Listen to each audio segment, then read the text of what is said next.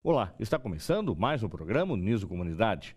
Hoje nós vamos falar sobre os desafios da economia para o novo governo.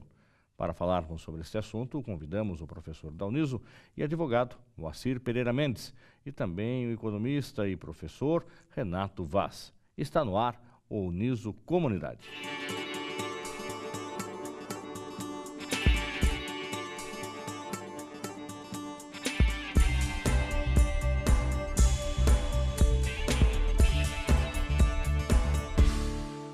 Estamos começando o Uniso Comunidade. Ao meu lado estão os professores da Uniso. Primeiro, o advogado Moacir Pereira Mendes e o economista e professor Renato Vaz.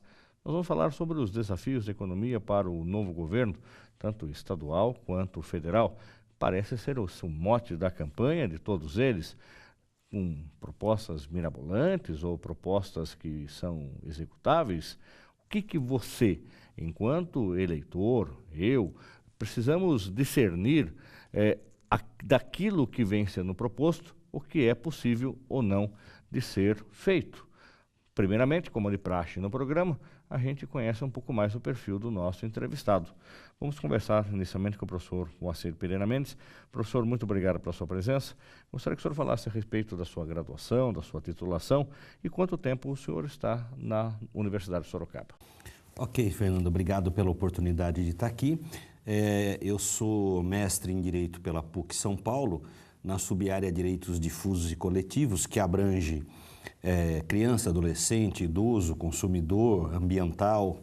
Tem algumas especializações também nessas áreas, em Direito Processual Civil, em Direito Ambiental especificamente, também em Direito da Criança e do Adolescente. E já sou professor aqui da Uniso há 17 anos, e atualmente ministro aulas nesse semestre em Teoria Geral do Processo, Prática Civil e Direito da Criança e do Adolescente.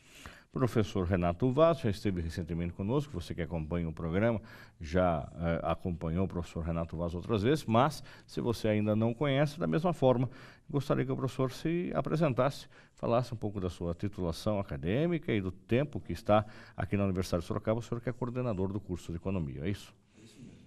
Primeiramente, muito obrigado pelo convite novamente, Fernando. É um prazer imenso estar aqui participando desse programa junto com o professor Moacir. Eu sou formado aqui na casa, me formei aqui em 2004 no curso de Ciências Econômicas. Fui fazer meu mestrado na Unesp em Araraquara, em Economia também, principalmente na área de Política Fiscal, então essa era a minha área principal de estudo no mestrado. Finalizando o mestrado, eu voltei aqui para a universidade como professor e leciono aqui desde 2010, principalmente disciplinas mais voltadas à microeconomia e economia internacional, além de algumas outras disciplinas mais elementares da economia. Antes da gente cair propriamente dito com relação à economia, eu queria que o professor Moacir Pereira Mendes, enquanto advogado, mestre na área, pudesse ajudar a esclarecer que se tem falado, se propagado que se eu votar branco ou votar nulo, a eleição ela é praticamente interrompida, porque aí não se elege ninguém, você tem uma outra eleição.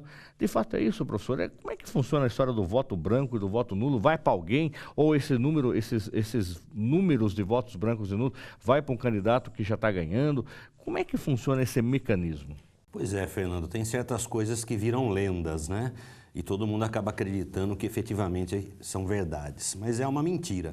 Hoje o voto branco e o voto nulo, efetivamente o resultado é o mesmo, eles não são computados e o que será computado serão os votos válidos tão somente. Ou seja, votar branco ou nulo não ajuda e não serve para nada, não tem como você anular uma eleição pensando em votar nulo ou branco. O que será válido única e exclusivamente na apuração, votos efetivos. O que diferencia o voto branco e do voto nulo na hora que eu vou apertar a tecla? Pois é, a única coisa que efetivamente diferencia é que na urna eletrônica você pode anular o seu voto porque tem uma tecla voto branco. Voto branco, um botãozinho branco. Tem um botãozinho branco. Pá, tá. Apertei, pronto. O nulo não, você digita um número errado que não existe. Tá, então aí vai ser computado para uma pessoa. Você digita o número errado, aperta o OK e confirma. Tá. Ou seja, esse voto se perdeu, assim como se perdeu o voto branco. Então, não existe, não é computado para nada, Tá, não mas na serve hora da para nada. estatística vai acabar existindo lá, votos Sim. brancos tais, que você apertou Exatamente. branco, ou se você, por opção, digitou um número que não existe e confirmou esse número. Exatamente, confirmou, também não vale nada, assim como não vale nada o voto branco. Com relação à economia, parece o carro-chefe de todos os candidatos. O professor Renato, a campanha na televisão vai começar ainda, no rádio vai começar, porém nas redes sociais já começaram, os debates já começaram a acontecer em algumas emissoras de televisão, e os candidatos parece que vêm falando aí como que a economia fosse ser resolvida num passe de mágica. Antes de a gente entrar nas propostas de alguns candidatos, a gente percebe que tivemos nas últimas semanas um aumento absurdo do valor do dólar, que chegou, segundo consta, a 4,80. E pelo que eu estava ouvindo alguns analistas políticos, esse valor chegou a esse montante como nunca tinha sido visto até no final do governo Fernando Henrique Cardoso, ou seja, nós estamos falando praticamente há 15 anos atrás que isso aconteceu. O que leva à subida do dólar num momento político como esse? Bom, Fernando, antes de mais nada, eu acho que, infelizmente, né, no Brasil, isso acontece também em vários períodos pré-eleitorais, né? Os candidatos eles vêm muito com propostas mágicas, com propostas mais populistas para agradar a população. Mas, infelizmente, muitas delas são completamente inviáveis, né? Parece que até que alguns deles vivem em outro país, né? Porque a hora que a gente observa aqui a nossa estrutura da economia, não casa, né, as propostas que eles apresentam. Em relação ao dólar, existe inclusive uma relação muito forte disso, porque a partir do momento que nenhum dos candidatos se apresenta com propostas um pouco mais viáveis, um pouco mais plausíveis até a nossa realidade, o mercado financeiro, que é o mercado que tem uma consequência maior em termos de valorização ou desvalorização do dólar, ele fica inseguro. Ele fala, o investidor fala, eu não estou com segurança do que o próximo presidente vai fazer, não tem a mínima viabilidade, né, das propostas que ele está fazendo, eu vou retirar o meu dólar, por exemplo, aqui do Brasil, vou investir em outro lugar, não compensa ficar aqui e correr esse risco. Por conta disso, a hora que esse investidor retira o dinheiro dele daqui, isso puxa a taxa de câmbio. Então, o risco político é um fator primordial hoje de estar fazendo com que essa taxa de câmbio suba, né, do jeito que a gente está nesses últimos dias. Existem alguns fatores externos, né, como mesmo uma crise na Turquia, mas aqui no Brasil esse mecanismo está sendo um pouco mais evidente, está sendo um pouco mais forte por conta do cenário eleitoral que a gente está vivendo. E isso causa uma série de consequências na economia, né?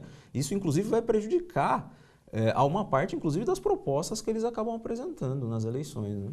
Professor Moacir, a gente não tem mais contratos em dólar, como já aconteceram em outras épocas, né?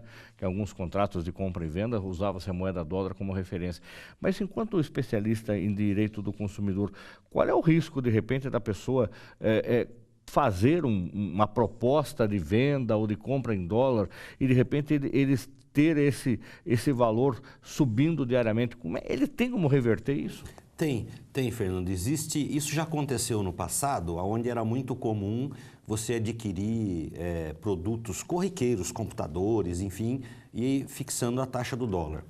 E houve no passado também uma disparada do dólar, e o que se aplicava no direito é a teoria da imprevisão, quer dizer, não existia uma previsão para que isso acontecesse.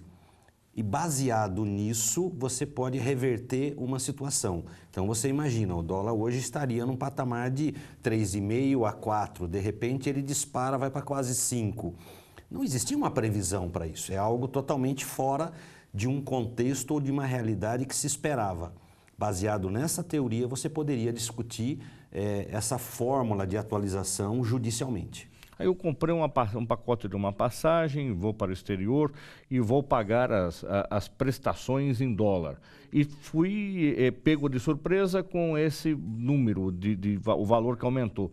Eu tenho como cancelar essa passagem? Eu posso usar desta teoria da que não era previsível e cancelaram o meu pacote de viagem, ou eu comprei, paguei, tudo bem, então agora eu vou para Disney, e então lá na Disney eu vou gastar em dólar, só que eu faço a conta e percebo que os $1.000 que eu levar não serão mais suficientes, então eu quero cancelar a viagem, adiar a viagem. Eu tenho esse direito? Não, baseado só nesse argumento, não. Aí não teria realmente jeito.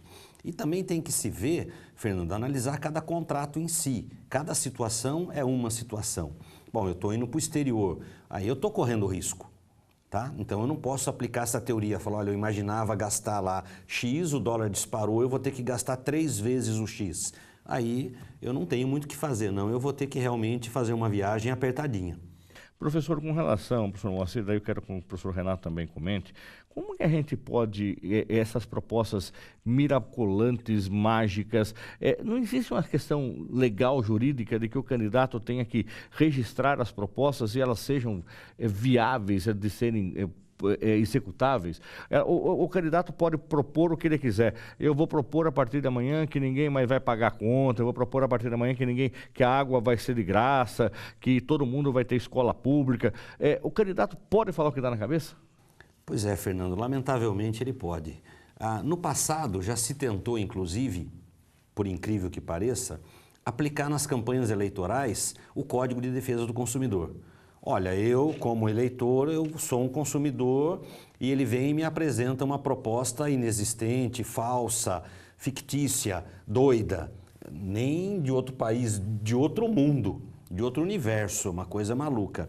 Mas já se entendeu que não pode se aplicar esta regra do Código de Defesa do Consumidor nessa questão eleitoral. Então, lamentavelmente, a gente fica realmente à mercê da sorte. O camarada chega lá e não é de hoje. Eu vou acabar com a pobreza, eu vou acabar com isso, todo mundo vai ter casa, todo mundo vai ter carro, todo mundo vai ter telefone. E o cidadão em si, ele acaba muitas vezes por ingenuidade ou desconhecimento, acreditando numa proposta dessa e sendo iludido efetivamente, porque, conforme falou o professor Renato, não tem como você aplicar isso na prática. É impossível qualquer candidato, às vezes, colocar em prática aquilo que ele vai na televisão e faz uma promessa.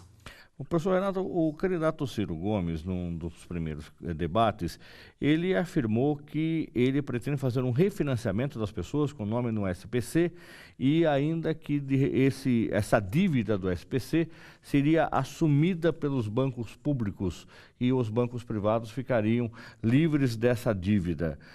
Ou seja, o SPC é quando você compra um produto ou serviço, não consegue pagar e, consequentemente, você vai para o sistema de proteção ao consumidor, onde você fica com o nome sujo, você não pode mais realizar nenhum tipo de compra.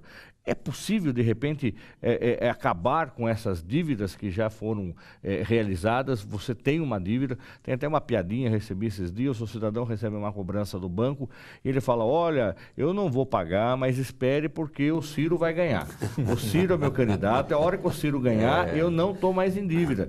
Aí a moça do banco, isso é uma negação, isso é sério. A moça do banco, senhor, a gente não pode aguardar até o fim da eleição e principalmente se esse candidato for eleito ou não. Mas o que o senhor quer? Não, eu não vou pagar porque o meu nome vai sair do SPC. É possível de um passe de mágica também tirar essa dívida? Não, imagina. E abaixar o dólar também para casa do R$1, por então, um? Se fosse fácil desse jeito, né? Não, realmente é de uma irresponsabilidade muito grande isso, né? Como figura presidenciável, né? Chegar a nível de falar uma afirmação dessa, eu não sei exatamente qual o contexto, né, que ele levou essa fala dele. Mas, enfim, de uma forma ou de outra, me parece que a intenção dele é fazer com que essas dívidas sejam incorporadas pelos bancos públicos. Ou seja, em última instância, é o setor público que vai arcar com essa dívida, que vai ficar com esse endividamento.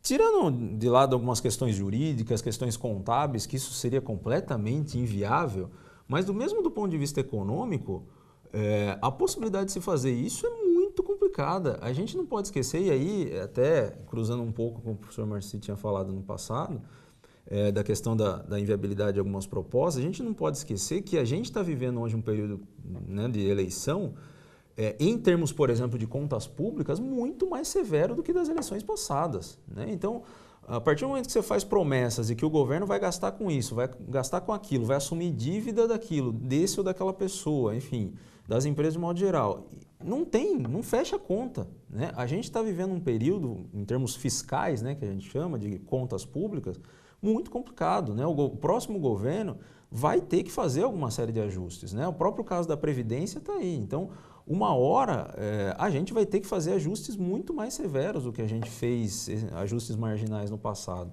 E a partir do momento que eles elaboram essas propostas mágicas, aí a população, né, como o professor disse, até na ingenuidade, no desconhecimento, acaba caindo na conversa desses presidenciáveis. E não é necessariamente um presidencial associado mais a uma linha ideológica ou outra, é de maneira bem generalizada que isso vem acontecendo, né? E mesmo tendo aí um candidato que foi ministro da Economia por vários mandatos, inclusive de vários governos, também não tem propostas que sejam plausíveis de serem realizadas? Então, tem uma frase de um economista famoso que ele costuma falar que a economia é a ciência, a primeira lei da economia é a lei da escassez, né? Então, tudo que for limitado, for escasso, a teoria econômica vai tentar estudar isso daí. Então, a primeira lei da economia é escassez. A primeira lei da política é esquecer a primeira lei da economia. Tá? Então, é mais ou menos nesse sentido. No ponto de vista político, do ponto de vista até mesmo partidário, acho que nem tanto da política até, mas da política partidária mesmo, eleitoral, eles acho que até saem um pouco da esfera prática mesmo e viram uma questão mais marqueteira mesmo, né? Uma questão mais publicitária. Eu preciso me apresentar como alguém que faria esse tipo de atuação, mas eu sei que eu não consigo fazer, né? Muitos deles sabem que não é viável o que eles estão falando, né? Agora, professor Moacir, por que na questão também da economia, o governo Lula, que chegou começando com um dólar a 1 por 1, depois esse dólar também não permaneceu nesse patamar, subiu, fez com que ele levou isso como uma proposta de campanha, realizou. Porém, nós estamos vendo uma tragédia que está acontecendo agora, onde você vai comprar o seu carro, você vai comprar a sua casa, você vai viajar para o exterior. As pessoas viajaram para o exterior, as pessoas compraram suas casas, compraram seus carros zero. Só que aconteceu o quê? Hoje as pessoas não conseguem pagar as casas, não conseguem pagar os carros, as pessoas estão endividadas, as pessoas estão desempregadas. O que deu errado? Da proposta que era do governo populista, que teve uma eleição e uma reeleição com alto índice de aprovação, que reelegeu a sua sucessora, deu errado? Olha, Fernando, aqui sem nenhuma conotação política partidária, mas houve um período onde o Brasil teve muita sorte, onde tudo conspirou a favor do Brasil, tá? Uma crise internacional que a gente estava meio ileso, a China fazendo várias transações com o Brasil, enfim. Houve um período onde tudo estava perfeitamente bem e maravilhoso. Durante esse período, o que deveria ter sido feito? Se investido em situações para, no momento ruim de escassez, você ter de onde tirar alguma coisa. Eu tenho que fazer uma reserva, eu tenho que começar a produzir, eu tenho que criar situações para que, posteriormente, a gente consiga reverter um quadro negativo que fatalmente virá.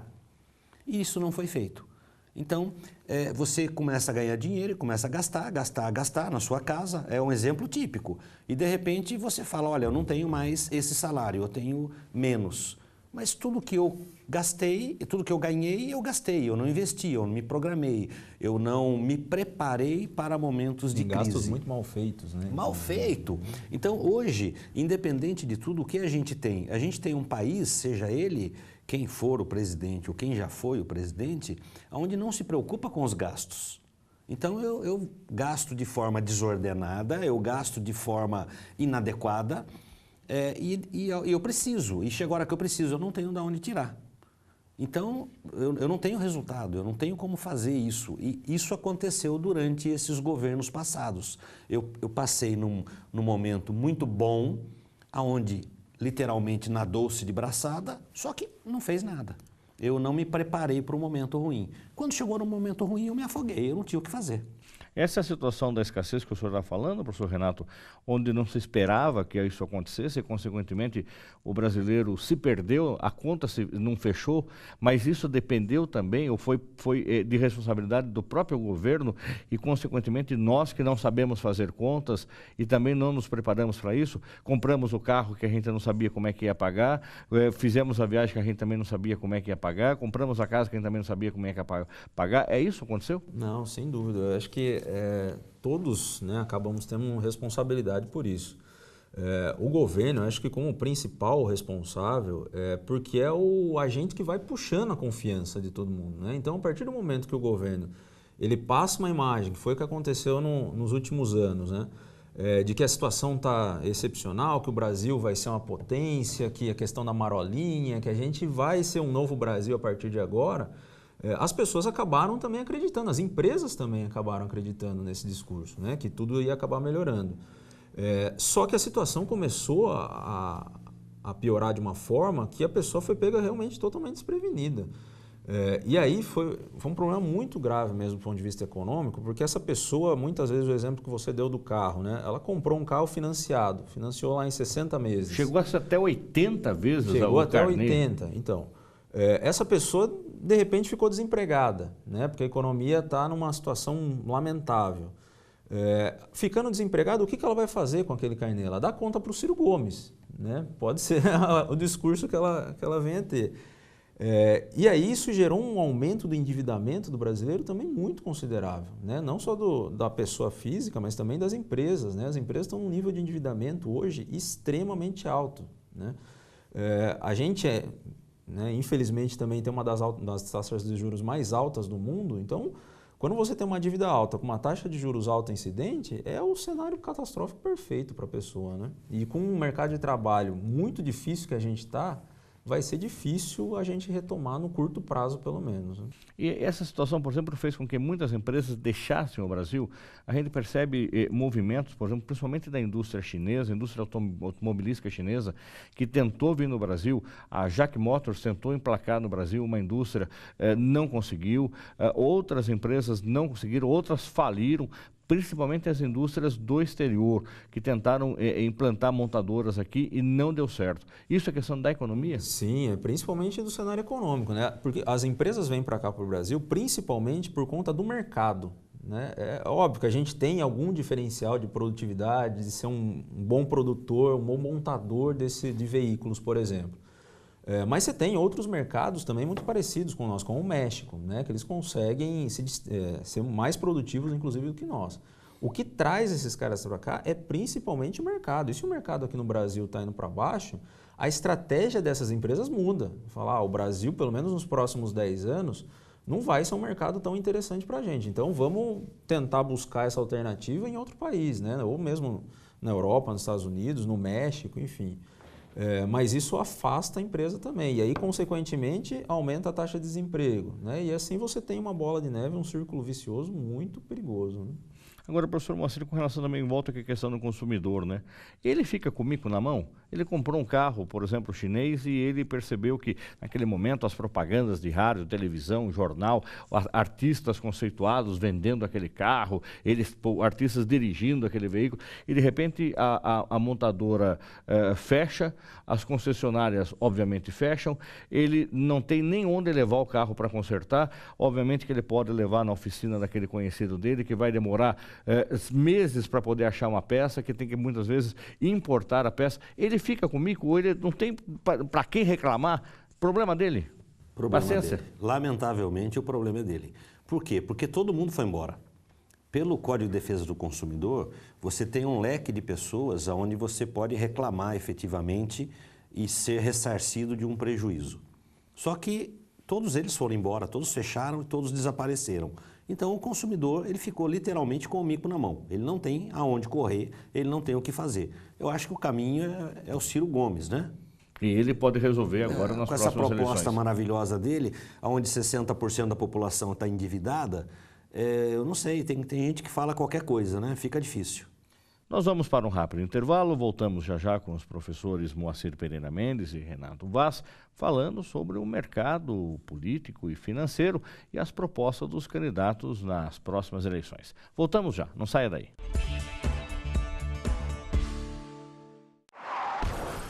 A cada 1000 atropelamentos, apenas 9 saem ilesos.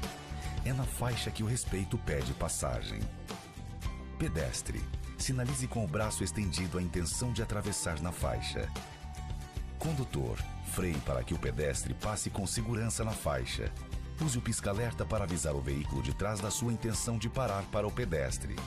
Com atitudes simples, fazemos um trânsito melhor.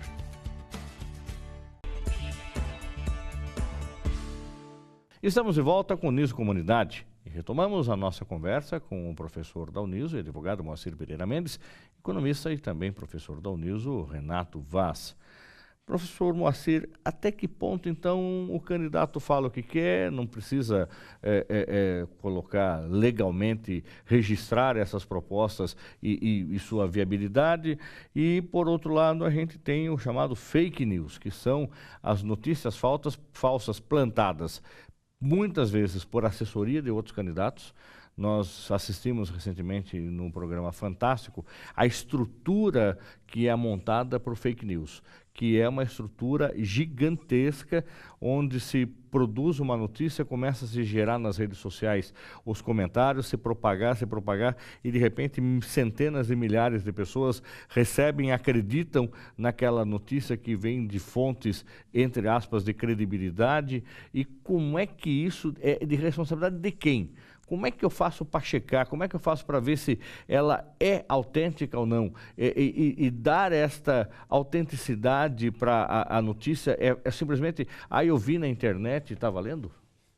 Pois é, Fernando. Eu até faria até um paralelo com essas notícias falsas e as promessas falsas. São muito parecidas. O candidato pode chegar e fazer uma promessa falsa, porque ele não vai cumprir aquilo nunca, ele não tem como cumprir. E ele não é punido por isso.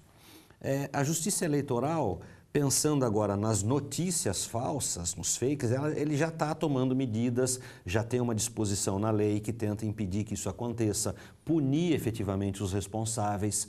Agora, como achar os responsáveis? Como punir os responsáveis? Nada disso é rápido. É tudo muito demorado. E é mais ou menos igual fofoca. A hora que você vê, todo mundo está sabendo, todo mundo está falando, aumentando aquilo que era um falso pequeno, virou um falso enorme, imenso, e tem uma proporção desastrosa. E você não tem como impedir isso, lamentavelmente. Agora, professor Renato, a notícia falsa também interfere na economia? Ela, nessa possibilidade de que eu vou gerar emprego, eu estou trazendo para o Brasil, ou aí se gera um conteúdo de uma possível empresa de comunicação, dizendo que candidato tal já acertou com a empresa KYZ, que virá para o Brasil e trará de imediato 10 mil novas vagas na área metalúrgica. Esse candidato ainda já fez contato com a União Soviética e lá já tem uma empresa que vai construir aqui no Brasil uns novos foguetes. Enfim, ele pode ser que uma coisa esteja ligada à outra, uma proposta do candidato com essa notícia falsa, com a possibilidade da gente acabar com o desemprego no Brasil? Então, muito dessa questão de fake news, inclusive, na realidade, isso eu acredito que é uma coisa que no passado até eventualmente existia, né? Mas eu acho que com as redes sociais isso ganhou uma magnitude gigantesca, né? E ainda mais hoje que as pessoas, às vezes, seja por o corre-corre do dia a dia, ou seja mesmo por um pouco preguiça, né? Elas olham uma manchete, às vezes no Facebook, elas já acreditam, já tomam aquilo como dado, né? E isso sim eu acho que é muito perigoso, né? Porque às vezes na manchete ali não está exatamente falando o que o jornalista eventualmente escreveu, enfim. Mas essa questão das promessas, a questão do desemprego é muito séria no Brasil, né? Para esses candidatos virem com propostas mágicas desse jeito e acabar iludindo a população. A nossa taxa de desemprego hoje, ela está em torno de 13%, então tem 13 milhões de desempregados hoje no Brasil. É muita gente fora do mercado de trabalho e é uma taxa muito além de outros países parecidos com o nosso, né? Então, Hoje eu estava, inclusive, vendo entre os jovens de 18 a 24, a taxa de desemprego é quase 50%. Né? Então, é muito alta essa taxa. Com o desemprego que a gente está tendo, boa parte dessas pessoas acabam indo também para empreendedorismo, criar seus próprios negócios e tal, aproveitando o dinheiro, às vezes, de fundo de garantia para montar algum negócio próprio. Mas, infelizmente, a gente está vivendo hoje um empreendedorismo que a gente chama de empreendedorismo por necessidade. Essas pessoas estão indo para o ramo empreendedor não porque elas encontraram uma ideia genial ou porque elas viram nova oportunidade de mercado. Não, porque elas não têm o que fazer. É meio que um empreendedorismo de subsistência. Né? Se elas não forem fazer alguma coisa, se virar com alguma coisa, elas não vão ter outra alternativa. Né? Então, às vezes, elas acabam fazendo esse empreendedorismo, essa questão mais de subsistência mesmo para elas, mas de uma maneira completamente sem planejamento. E aí, às vezes, até o recurso que elas investiram lá acaba sumindo do dia para a noite. Né? Isso é evidente, né? Recentemente eu tive um casal de amigos, ele era um empresário até de um certo poder aquisitivo alto, uma empresa razoavelmente grande. A mulher era uma profissional liberal, porém o mercado dela estava ruim, o dele pior também, então resolveu vender do jeito que conseguiu vender o negócio dele e comprou um café. Né? Comprou um café dentro de um shopping, agora vai. Né? Só que, como o senhor disse, o shopping não é em Sorocaba, eles moram aqui. Aí nenhum dos dois tem a mínima ideia como é que administra um café, né? Nem como tirar o café. Café você fazia em casa no bule, né? Ou na maquininha que põe a cápsula. E não deu 6 meses, tomaram um tombo gigante, ficaram sem o negócio. E tinham lá 10 funcionários, porque a shopping funciona 12 horas por dia, final de semana e assim por diante. As pessoas não estão se preparando para entrar nisso? Entra no susto? Exatamente, entra muito, acho que na ilusão. Né? A pessoa sempre acha que o negócio que ela vai criar vai ser extraordinário, né? Vai estar bombando sempre, vai ser uma ideia genial. Mas a gente viu, não só no caso de cafés, mas recentemente a gente viu uma onda de, por exemplo, barbearia, hamburgueria, que foi um fenômeno inacreditável. Né? Barbearia, Sorocaba, o que deve ter de homem que faz barba e cabelo hoje é impressionante. Então, né? E aí, a partir grandes, né? Não é grandes investimentos grandes que fizeram nisso, né? E a partir do momento que abriu esse monte de barbearia, obviamente que a concorrência aumentou, né? Não tinha como, né, o mercado absorver toda essa quantidade de gente. A questão do planejamento mesmo, né? E aí é bem provável que, inclusive, esse colega seu esteja com uma dívida maior do que o valor que ele investiu ali, porque passivo trabalhista pode ser que ele eventualmente passe a ter, você vai ter dívidas com fornecedores, eventualmente, que você não arcou. Então, às vezes as pessoas lá têm o seu recurso, né, para montar um negócio, elas acabam montando e depois, na hora que quebra o negócio, elas estão com uma dívida maior ainda do que o investimento que elas fizeram. Né? Então, isso é muito perigoso aqui no Brasil mesmo. As pessoas, às vezes, se iludem muito, né? Ainda mais quando se trata de dinheiro, tem que ser muito pé no chão. Né? Eu tinha um outro professor amigo nosso que falava que o bolso é a parte mais sensível do corpo humano, né? O órgão mais sensível do corpo humano. Então, você tem que ter muito cuidado e muita responsabilidade. Seja você uma pessoa, seja você uma empresa, ou seja você um governo, né? Ou um presidenciável, inclusive, né? Para não fazer com que as pessoas acreditem no que você está passando. Né? Agora, questão legal disso tudo, professor Moacir, por exemplo, tem também um conhecido aí que tem uma loja no shopping, montou uma loja no shopping, o shopping prometeu que o nível de faturamento ia também ser tanto por mês, enfim, ele fez as contas, o que ele tinha de fundo de garantia, com mais 2 amigos, enfim, ele ia virar milionário em 2 anos. Milionário, em 2 anos estaria milionário, porque a média de faturamento ia ser de R$100 mil por mês limpo na mão deles, ele ia investir só 20 na loja, ia sobrar 80 dividido por 3, enfim, parece que a economia e o direito estão interligados. Eu, quando vou fazer um negócio, comprar uma franquia, também era uma franquia, eu preciso ir até um advogado para falar, olha, onde está a pegadinha? Ou o que eu tenho de direito ou não na hora de romper um contrato? Eu posso reverter o que eu investi ou eu perco tudo? Precisa de um especialista para poder explicar para esse cidadão que de repente vai no afogadilho, no susto, montar quer seja um café ou seja uma loja, uma mega loja no shopping? Pois é, Fernando. Lamentavelmente as pessoas, a maioria, só procura advogado depois que a desgraça já está feita. Aí está tudo assinado e não tem mais como se reverter e, conforme falou o professor Renato, sai com uma dívida muito maior, além de perder tudo que investiu. É extremamente importante uma análise de mercado, conforme falou o professor Renato, mas também uma análise jurídica, para você saber até que ponto juridicamente aquilo pode ser revertido ou modificado, ou se estabelecer cláusulas melhores e mais compatíveis com aquela situação contratual que está sendo celebrada entre as partes. Porque aquilo que eu estabelecer, regra geral, se não for contrário à lei, vai ser lei entre as partes. E depois eu não posso mais reclamar disso. Eu assinei porque eu quis. Se não é nada contrário à lei, eu vou ter que cumprir exatamente aquilo que está ali. Então é importante que antes você realmente faça toda essa pesquisa e uma análise jurídica daquilo que você está montando. É porque envolve um risco muito alto, né? Sim. Não é só o risco de mercado, do negócio dar certo ou não, né? Tem o risco jurídico também, né? Ele vai comprar essa franquia, a franquia está prometendo uma coisa para ele, assina um contrato com algumas cláusulas que parecem até favoráveis e tal, mas no caso acaba, às vezes, correndo um risco absurdo em todos os aspectos. Porque você tem que fazer se eu vou vender, é porque eu preciso de alguém para comprar. Se alguém vai comprar, precisa ver se alguém vai ter condições de frequentar aquele local onde eu estou montando a minha loja, o meu espaço, o meu café que seja, se existe fluxo. Porque, principalmente hoje, esses ditos cafés ou essas barbearias começaram com preço que antigamente o seu Zezinho que cortava o cabelo e fazia a barba cobrava 10, tem barbearia em Sorocaba hoje cobrando 150 para fazer barba e cabelo, né? Se o homem tiver o hábito de ir à barbearia toda semana para acertar a barba, acertar o cabelo, enfim, não tem dinheiro que chegue. Tem público para consumir isso? Não sei, será? Ou, de repente, pode também ser um momento em que se vai no embalo e daqui a pouco não se consegue mais nada.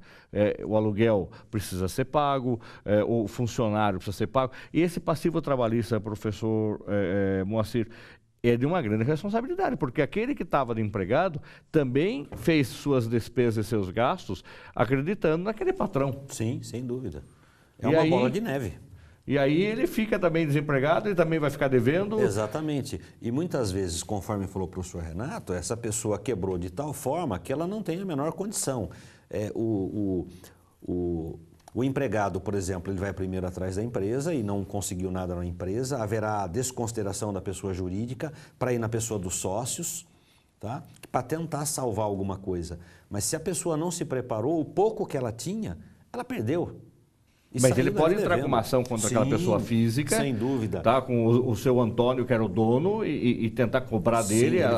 Veja, depende do contrato. Então, se é, por exemplo, uma relação de trabalho, eu vou entrar contra a empresa. Sim. Terminou, não tem nada na empresa, existe a possibilidade de desconsiderar a pessoa jurídica e ir na pessoa dos sócios. E aí começar a garimpar patrimônio desses sócios para tentar salvar uma dívida ali existente. Porém, aí nós estamos voltando a processos trabalhistas que estão demandando anos e anos sem solução. Com algumas audiências sendo marcado para 2020.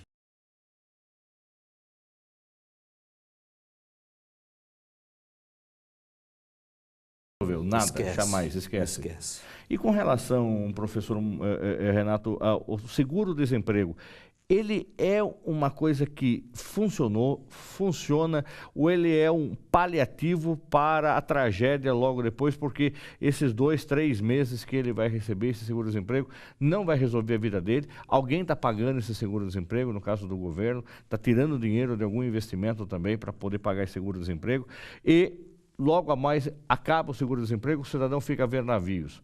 Também tem outras informações de que o cidadão que muitas vezes nem procura emprego nesse período, nem vai atrás porque eu estou com o seguro-desemprego garantido. Ou, se ele consegue alguma coisa, ele tenta negociar com o patrão falando, não me registre porque eu estou ganhando seguro-desemprego. E aí? Então, isso é uma questão mais institucional mesmo do Brasil, né? Mas eu acho que a solução, né, para o desemprego, é óbvio que esse paliativo, ele é fundamental para as pessoas que às vezes estão muito, né, sem nenhum auxílio ali, isso por alguns meses pelo menos contorna um pouco a situação dela. Mas a política mais efetiva seria uma política mais robusta, né? Garantir um crescimento econômico maior, enfim, aí isso sim seria uma solução para esse caso. No caso do seguro-desemprego, só voltando, eu acho que realmente é uma questão que, pelo menos no curto prazo, ela é bastante importante para o funcionário, né? Desde que nesse período ele realmente esteja buscando alguma coisa, né? A gente tem, por exemplo, alguns países, é óbvio que não dá nem para a gente comparar, né, as estruturas dos dois países. Mas, por exemplo, na Dinamarca, o seguro-desemprego é de 2 anos. Tá? Então, você tem um período muito maior. E lá, eles têm uma justificativa para isso, de que a pessoa ela vai para um determinado emprego, se ela não gostar, ela sai. Porque o objetivo da sociedade é fazer com que as pessoas vão para o emprego que elas mais se sentem à vontade, mais produtivas. Né? Então, nesse caso, o seguro-desemprego funciona meio que como um step para ela até ela encontrar uma atividade mais aderente ao que ela sabe fazer. No nosso caso do Brasil, é meio que para subsistência mesmo. O objetivo não é esse. Mas, infelizmente, isso acaba sendo uma alternativa que é o que salva muita gente. Né? Qual é o risco, professor Moacir, para esse cidadão que arrumou o emprego e fez um acordo com o patrão e falou, olha, o senhor não me registra porque eu estou recebendo seguro-desemprego, a hora que terminar o seguro-desemprego o senhor me registra. Os dois são, entre aspas, aí, culpados, ou os dois estão ilegais nessa situação? Sem dúvida, Fernando. Aí existe uma conivência pela prática de um ato ilícito, né? Onde o patrão ele concorda em não registrar, aquela pessoa que está ainda recebendo seguro-desemprego. Muitas vezes o que se tem em mente não, eu estou fazendo isso para ajudar, é uma boa intenção, entre aspas. O Brasil é cheio de boas intenções. Cheio de boas intenções, mas de boa intenção o inferno está cheio e a cadeia também. Né? Então, é lógico, é uma fraude. E se isso for descoberto efetivamente, tanto a empresa como o empregado, eles serão punidos, não tenha dúvida disso. Falar em fraude, a situação da ficha limpa. Nós temos o candidato que está preso, onde ele foi julgado e condenado em segunda instância, porém lança-se como candidato. Ainda deve demorar mais um mês, ou seja, esse programa já foi ao ar, esse programa terminou, saiu do ar e ainda não se resolveu a situação do candidato Lula. Há alguma situação jurídica, professor Moacir, que o senhor vê que pode fazer com que ele de fato seja oficializado como candidato, ou de repente foi um grande balão de ensaio que o partido lançou e consequentemente mostra nas pesquisas ele com o dobro do candidato que está no segundo lugar? Pois é, Fernando. Veja, a lei da ficha limpa, ela deverá ser aplicada, não porque é o candidato Lula, ela será aplicada para todos os candidatos. Efetivamente, o ex-presidente Lula, e candidato novamente à presidência, ele está encaixado dentro da lei da ficha limpa e ele não poderia efetivamente ser candidato, porque já condenado. Se permitiu o registro? Pois aí entra, você faz o registro e tem o direito de recorrer. Então, o Brasil é o país dos recursos e da demora. Não aqui, por favor, querendo dizer que não se deve ter recurso ou possibilidade de se defender. Mas as pessoas efetivamente, e aqui não só ele, diversas pessoas, diversos candidatos, se aproveitam desta situação para efetivamente ficar aparecendo como se fosse um candidato. Novamente, o que a gente está fazendo? É uma notícia falsa, é uma ilusão. Cria-se uma ilusão para que as pessoas pensem que ele será o candidato, muitas vezes até na tentativa de chegar o mais próximo possível das eleições para que a foto dele permaneça lá. Para quando o camarada digitar o número, apareça a foto dele e fale, não, é ele mesmo. Pá, tá? Confirma. E na verdade não é ele. Então, lamentavelmente, isso acontece pela demora, pelas regras que são criadas. E qual é o grande problema que nós enfrentamos no Brasil? As regras são criadas por eles próprios, pelo legislativo, que está aí concorrendo. Então, eles não querem criar, muitas vezes, uma regra que impeça que essas coisas aconteçam. A gente pode ter esse exemplo, o ex-governador, ex-deputado Paulo Maluf, que desde sempre tinha o slogan "rouba, mas faz". Tá? Desde que eu convivo com o jornalismo no começo dos anos 80 e agora, recentemente, que ele foi cassado, foi preso e foi cassado. Porém, a própria cassação dele está sendo questionada, porque não foi em plenário, foi dentro de uma comissão, então se questiona que a comissão que cassou o deputado também não poderia, isso tem que ser levado em plenário, então o próprio partido e ele vão contestar a própria cassação, ou seja, ele está preso, mas continua recebendo enquanto deputado. Pois é, Fernando, não é só o caso dele, né? A gente tem outros casos lá na Câmara dos Deputados, enfim, no Congresso em si, onde saem da cadeia e passam o dia trabalhando como deputado e volta para a cadeia e de repente o cara é pego entrando na cadeia com queijo na cueca e aí caça. Eu acho que o que falta, sendo franco, é o Congresso ser mais firme e mais correto com as medidas. E não só o Congresso, os próprios partidos. Então, por que será que um partido insiste em lançar um candidato que, por exemplo, está envolvido com a Lava Jato, com algum escândalo, ou está preso, ou na iminência de ser preso? Por que esse partido faz isso? Aonde está efetivamente a intenção desse partido?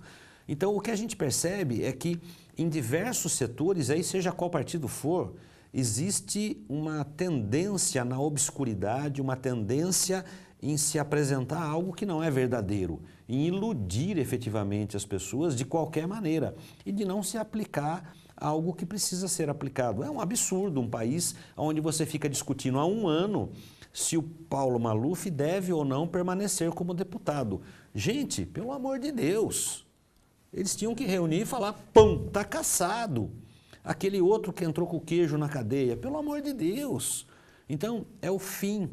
É o fim. A gente chega uma hora que não tem mais o que falar. E é com isso que a gente convive. E aí a economia também acaba sendo afetada. Por quê? Porque não tem seriedade. Parece que respinga na economia, É exatamente isso que eu ia falar. Falta de seriedade. Toda essa discussão, ela gera uma insegurança jurídica muito grande para qualquer investidor no Brasil, né? Então, seja ele um investidor no mercado financeiro, um investidor numa montadora, um investidor até pessoal, né, que vai investir em algum negócio e tal, cria uma insegurança jurídica extremamente alta, né? Porque o que esses caras vão inventar dessa vez a hora que eles forem eleitos, né? A hora que eles forem eleitos, muda completamente o cenário, né? E aí eu não tenho confiança em nada, né? Então eu prefiro deixar ou o meu dinheiro guardado, prefiro ou deixar meu dinheiro lá nos Estados Unidos, não venho para o Brasil, isso faz com que o dólar daí suba e assim uma coisa vai levando a outra. E né? esse cenário, professor, vai mudar muitas vezes se eles forem eleitos para melhorar a vida deles, Sem dúvida, não da sem população, dúvida, sem dúvida. não da economia. Sem dúvida. E aí, porque a gente percebe isso. A gente fica tem todo mundo na mesma. Por exemplo, em Sorocaba, nós temos aí as candidaturas que já foram lançadas, deputado estadual e federal, logicamente que não temos voto regional, mas aparecem as fortunas dos candidatos. Eu tenho aqui um valor também somado dessas fortunas. Uma matéria publicada nessa semana relatou que os bens dos candidatos a deputados aqui da região somam 28 milhões de reais. Enfim, parece que só aqueles de alto poder aquisitivo que se candidatam para representar o povo. Que povo é esse que, segundo consta, tem uma média de 3 salários mínimos. E jamais vai chegar num montante de um candidato que tem em seu patrimônio 3 milhões, 10 milhões. Mas, por outro lado, na hora que aparecem alguns dados, ele fica hilário. Tem um carro Gol ano 96. Pode isso, professor Moacir, você declarar onde está o patrimônio dessas pessoas? Olha, Fernando, na verdade, a questão do patrimônio também é algo relativo. Primeiro, se você adquiriu um patrimônio, conquistou com o seu trabalho, pagando seus impostos... Pode ser com o salário de deputado. Nossa, não importa. Se você conquistou, se você obteve isso licitamente, parabéns. Você soube aplicar seu dinheiro, você soube fazer render, fez bons investimentos. O grande problema é quando esse patrimônio ele vem de uma origem obscura. Ou, muitas vezes, o candidato efetivamente esconde o patrimônio que tem. Ele omite isso. Esse, para mim, é o grande problema. Então, hoje a gente enfrenta isso. Eu não posso medir a capacidade ou a seriedade ou a honestidade de um candidato pelo patrimônio que ele apresenta. Mas como ele chegou lá? Como é que foi essa história desse candidato? Isso que eu acho que é extremamente perigoso e a gente tinha que analisar isso com um pouco mais de cautela. Não precisa muito. Se eu for tirar 10 mil da minha conta, vou assinar 200 formulários, todo mundo vai ligar para mim, o gerente vai ligar para mim, a Receita Federal vai querer saber o que está acontecendo. E todo mundo tira milhões da conta e parece que ninguém pergunta nada. Professor Renato, para a gente terminar, qual é a dica de forma sucinta e rápida, se é que isso é possível, quando um aluno pergunta para o senhor em sala de aula em quem que o senhor sugere que eu vote ou o que o senhor acha que eu devo analisar quando começar o horário eleitoral gratuito no aspecto das propostas da economia que esses candidatos vão resolver? Vão apresentar? Isso é uma questão bastante pessoal e tal, mas eu acho que o que a população tem que observar, principalmente do ponto de vista econômico, é duvidar, tá? Duvidar de tudo que eles falam, né? Porque a gente tem, eu discuto muito em sala de aula com os alunos, a gente tem inclusive uma série de leis, né, que às vezes, considerando a questão da boa vontade, então vamos fazer isso porque é legal, porque é interessante, vamos fazer essa proposta, vamos tocar esse projeto e tal, mas esquece de ver o outro lado da história, né? Tudo na economia, qualquer tipo de ação, de projeto, de processo e tal que a gente escolha fazer, tem um custo. Tá? Pode eventualmente não ter um custo, às vezes até financeiro, mas em algum momento alguém vai pagar por aquilo, né? Alguém sempre paga, e a gente chama isso inclusive em economia de custo de oportunidade, é o custo da renúncia. Então, alguém sempre vai estar pagando, não existe almoço grátis, né? Como o Milton Friedman, um grande economista, falava. Então, duvidar bastante dos candidatos, de todas as propostas, principalmente aquelas mais mirabolantes, que parece que vai resolver a vida do cidadão do dia para a noite. Eu queria que o senhor deixasse também o seu e-mail institucional para que, se por acaso algum ouvinte, telespectador, quiser bater um papo com o senhor, convidá-lo para uma palestra e vir discutir política, convidá-lo agora, de repente nós estamos em época de eleições, participar de alguma mesa de debate, enfim, um meio de contato. Sem dúvida. Eu estou como coordenador aqui do curso de Economia e meu e-mail é renato.garcia@prof.uniso.br, renato.garcia@prof.uniso.br. Da mesma forma, professor Moacir, dá para acreditar, dá para falar para o aluno assim, pense bem, mas observe isso na hora de votar? Nós temos que falar isso em sala de aula, somos mais velhos, temos alguma certa experiência anterior, podemos orientar esse jovem de 17, 18, 19 anos que está na nossa sala de aula? Olha, Fernando, eu tenho por mim que a orientação ela tem que ser bem genérica. Eu como professor, eu penso que eu não posso direcionar o aluno para esse ou aquele partido, para essa ou aquela convicção. Mas sim, devemos todos alertar a esse aluno que eu acho que num primeiro momento, e isso eu falo em sala de aula, precisa deixar de lado o radicalismo. Deixar de lado essa... independente de direita ou de esquerda. Independente de direita ou esquerda. Deixar de lado essa paixão que você tem por determinado partido, seja ele qual for. Por quê? Porque isso te cega. Então, você precisa olhar com calma os candidatos, olhar para tentar enxergar efetivamente aquilo que será bom para você. E o que a gente vê hoje, lamentavelmente, são grupos ou de esquerda, ou de direita, ou de centro, ou de lado, ou de quina, que ficam se degladiando, cada um puxando ou querendo puxar a sardinha para o seu lado, mas ninguém preocupado com projeto, ninguém preocupado com proposta, ninguém preocupado com seriedade, com honestidade, com a lei da ficha limpa. Então, eu sempre que eu falo sobre alguma coisa nesse sentido, a minha orientação é, olhe bem, esqueça aquilo que você está pensando de forma radical, porque isso vai atrapalhar você. Tente enxergar exatamente o que cada candidato está falando, aquilo que efetivamente ele pode trazer de bom para você. Escolha bem, porque isso vai te custar 4 anos.